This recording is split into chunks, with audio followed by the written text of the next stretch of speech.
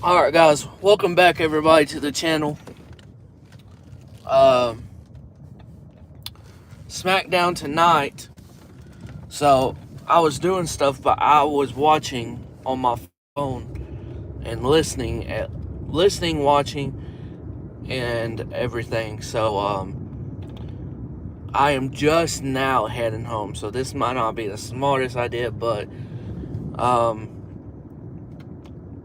I am going to get this content out and everything, and honestly, when I get home and I get done, I'm playing the new college football game. I have been obsessed. I would say obsessed because it's been over 10 years, 10 to 11 years since we have gotten a college football game.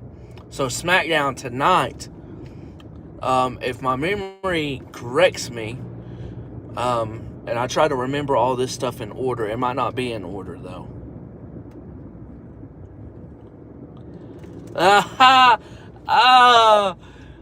Yeah. I'm really going to help Cody out with this Roman Empire shirt that I got a long time ago. You can tell I've been a Roman fan for the longest then. I'm on my way to help Cody. Yeah, I'll be the next one to help Cody Rhodes out next week. The go home, or wait a minute, not the go home show, but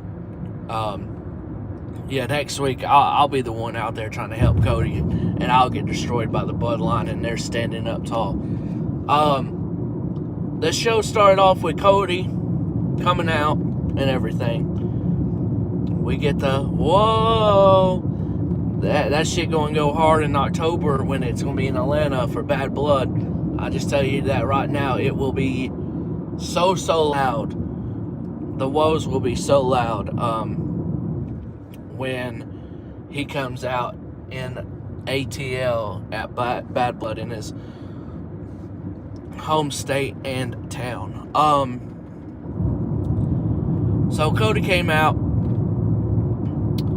and funny enough, we get Austin Theory and Grayson Waller basically interrupting him. Wasn't no Bloodline interrupting him or anything like that. It was Grayson Waller and Austin Theory. I don't know what you guys think about this. I love Austin Theory and Grayson Waller as a tag team.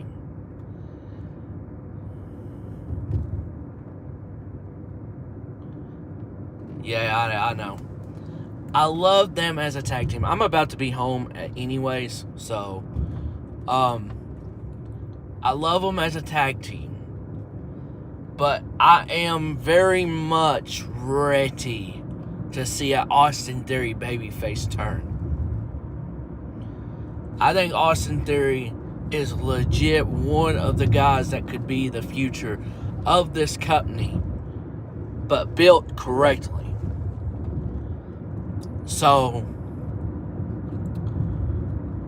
I'm hoping that happens, but I still love them as a tag team. That pairing is just so good, I feel like. But eventually you can tell that they are going to break them apart. I don't know when, but they are definitely breaking them apart.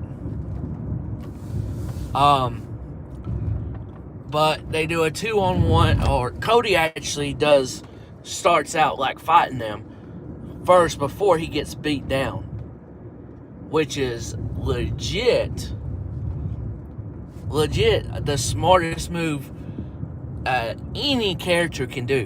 When you got someone 2-on-1 and you know eventually they're going to want to fight, why not take the fight to them? It wasn't like last week when we had 3-on-1, 4-on-1 Bloodline against Cody. No, Cody just stood there. But this week when it was only 2-on-1, he started to fight instead of not doing it when it was 4-on-1 and just taking it to them. I don't know. I don't know how that matches up. But this overall, and I guess I beat her home. This overall was a pretty good segment. Everything about this show was very, very, very solid. I'm not going to say great, good, or I'm not going to say great because I don't think it was a great episode. It was a solid episode. I have a poll, and I'm parked, so I'm good now. So I'm good to re-chat and talking to you. And, you know, it's going to be a double, like, next week's show is, since they're going to be in Japan, it's going to be like a double taping and everything. So, you can't really expect too much, guys. You just can't. I mean, I would want it to be a good show, and I still think it was still a good show to a point. But I got a poll, thumbs up, thumbs down, and I bet, yeah, I think they're taping next week's show probably right now. So 2 shows in one. I mean, you got to think about it like this. That's a lot of wrestling, but getting paid for one price of the show to get 2 shows, pretty good, I guess. Yeah, I'm pretty sure that's how it works. But after that, Nick Aldis, Cody Rhodes segment, Cody said, and then works of, hey, I want them tonight. I don't care if it's 2-on-1. And Nick's like, look, you're the world champion. I can't leave you in a handicap match like that. People are going to come down on me from the boards and all that. We can't do that. So you're going to have to find yourself a tag team partner. So, everyone in the mama was probably thinking Kevin Owens. I would have liked a surprise, but I don't mind that it was Kevin Owens. It makes sense. He's been battling the Bloodline for 8 years now, or however long. It feels like it's been just so long. So, it makes sense.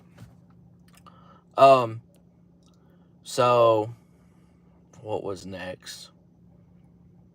Oh, how can I forget it? The great match of Kamala Hayes and Andrade. These two, for a television match, put on a hell of a television match. This was a fantastic match, of a banger match on television. This was a banger match. For a TV match, indeed it was. And I had a feeling, man, I don't know why, but when their interaction last week on SmackDown, with that just segment, I was thinking, man, whenever they face each other, it's going to be a great match. And when I saw his next week, I said, I bet that's going to be a good match. And it ended up being a very, very good match. And I'm glad to see Andrade won. They need to build up Andrade. Andrade is such a great talent. We got to build this motherfucker up. He got to have a mid-card championship. Don't tell me nothing about this WWE Speed Championship, okay? No offense. I like watching the Speed stuff. It's good for what it is on Twitter, on X, exclusive. But guess what? At the end of the day, we care about what titles are on the main roster and seen on television. I do. The Speed thing is like, for me, is like a side piece type of thing. Like, if you have like a side piece, that's what it is. But these motherfuckers cooked. Yes, they did. They cooked up a hell of a match. Very great match. And it seems like everything Andrade does, match-wise, is his intensity is insane. Can you imagine whenever they face off, him and Gunther, man? Oh my God, I cannot wait to see that. I'm telling you, whenever they face off, that's going to be a match of the year candidate if it is given enough time. Just saying.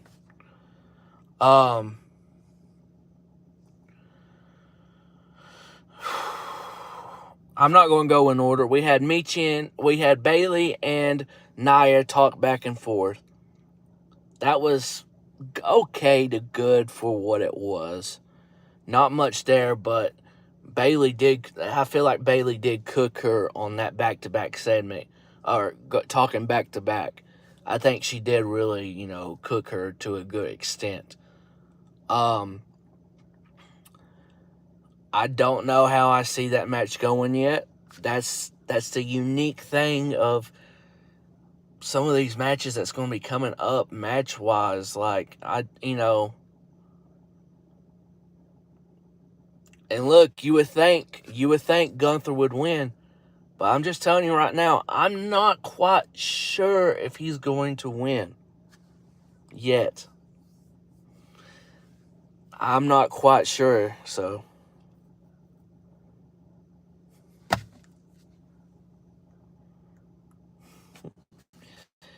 But Nia's done a hell of a job. I don't know if Nia wins. Just because I don't know. I mean, she has built herself so and has so much prestige where she has built herself up so good in this run that I don't think, even if she loses, I don't think it really hurts her that much. But that's another championship match you lose, though. So, but this was okay to good for what it was. God bless you. God bless you, my man.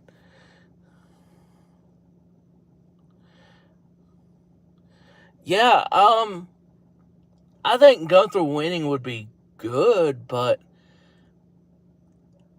that gives you, Gunther's going to have a good reign. I don't know.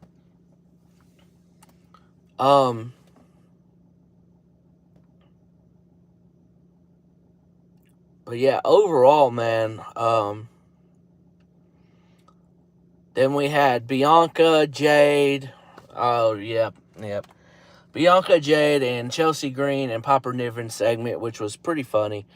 And it leads to a Bianca and Chelsea Green match. And I thought we were done. With this BS of Chelsea Green just looking completely dumb with losses and stuff like that. I thought we were moving a step ahead. And now we've moved like 5 steps back again. I get it. Chelsea loves doing that stuff. I get it. But at some point,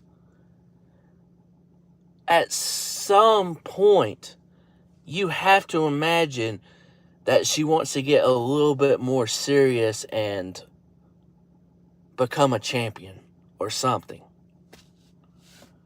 So, because Chelsea is a hell of a worker, but the way that they're doing her and the way that she wants to be kind of presented, it's not the right way to me. Yeah, you might have jinxed it.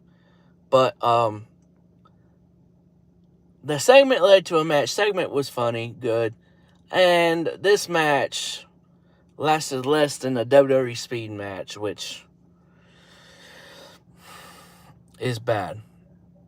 Then we had Unholy Union come on the screen and said, you can have your rematch, but I don't know for the titles. Yeah, well, they're going to have a rematch for the titles again. But then I see Piper Niven and Chelsea Green making them lose. I see that happening. So I guess that's why they did this. I don't know.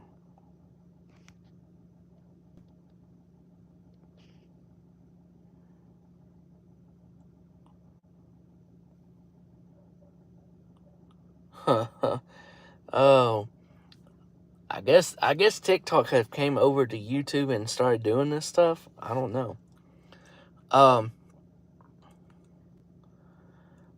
But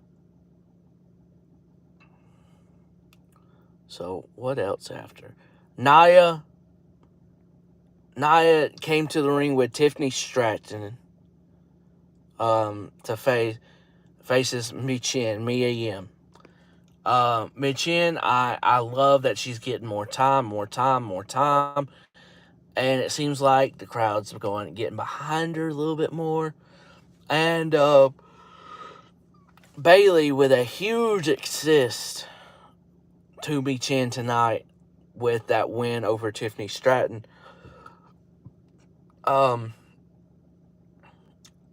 enjoyed this stuff that they did. And plus, Tiffany Stratton got the Money in the Bank case. She can deserve. She's all right if she loses right now. That's what the Money in the Bank case is for.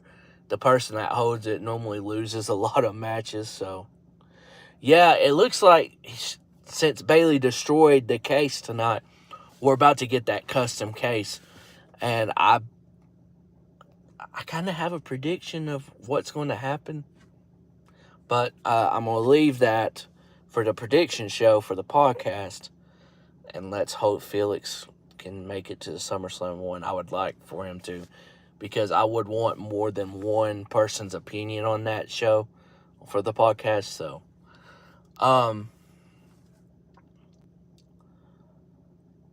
So this was a good win. And then, let's see. Then we found out that, hold and behold, Kevin Owens is the partner.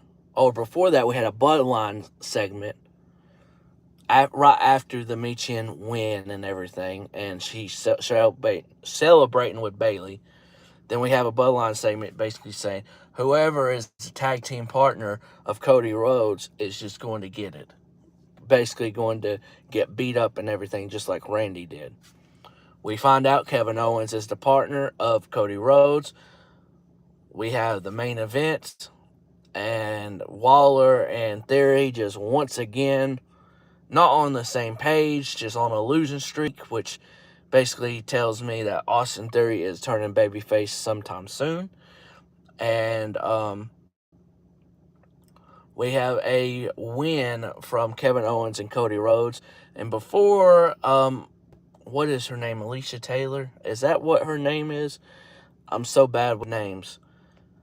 The ring announcer, but before she could even put out Cody Rhodes' name as the last one, we get Solo Sikoa's banger theme music hitting. And I'm not going to lie to you.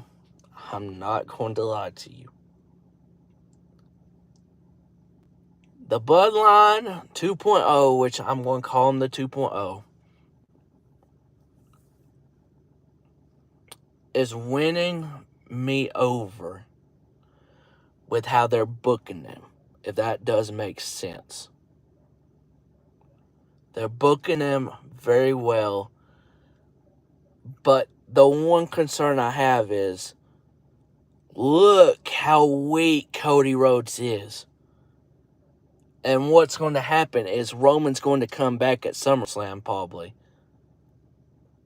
And so Roman is helping Cody out, and that makes Cody even a weaker champion and a lesser champion, in my opinion. But that's how babyfaces are, and it's going to be with Triple H when it comes to extent, especially with Cody. So that's the only problem I got. But the Bloodline, boy, I love what they're doing with Solo, all of them. Well, Tonga Loa, I don't know. He probably can botch up something. I don't know. We'll see what he'll botch up next week with Tama Tonga in this 6-way match to see who will battle DIY with for the championships eventually. But I love how they're making him look. And Solo, look, week by week, Solo is gaining, I wouldn't say trust, but the way that he's doing as a tribal chief, yes, it's not believable because there's only one tribal chief, folks. But Solo is doing a very good job. And he's winning me over week by week with doing it. So Shout out to Solo for doing that. We're going to have like 2 months of people hating Cody's reign until Ronnie, then it'll become much watch again. Yeah, it's a slow period for his reign, but you got to understand what's about to happen. You're about to have the Bloodline, the OG Bloodline versus the Bloodline 2.0, and you're going to have that. SmackDown's going to be much watched here soon, so it's going to be very even to Raw. But we have the Bloodline take out Kevin Owens. Vicious takeout Kevin Owens, and basically puts Cody Rhodes through a table. Very good show for SmackDown. Was it the best? No. Was it great? I wouldn't say great. Was it solid? Yes. I would do a thumbs up on my Twitter poll, but a lot of people were doing thumbs down, voting for thumbs down. I don't know. But that's it for me. This is going to be a quick one. Hope you guys enjoyed it. Please hit that like button for me. Subscribe if you haven't already. I am going to play one of the best games I've played in a long time. And that is College Football 25. It's such a beautiful thing to see the game back, folks. Oh my God. I feel like a damn kid. I feel like I'm back in high school at 1, 2, 3 a.m. playing Dynasty mode and everything like that. I love it. But I hope you guys have a great one. Subscribe if you haven't already. More content coming out here soon. I have just been playing the hell out of college football, so I haven't really done much of anything else. But I will be back it's going to be either Saturday, tomorrow, or Sunday. But I'll be out for more content. Hope you guys have a great one, and peace out, y'all.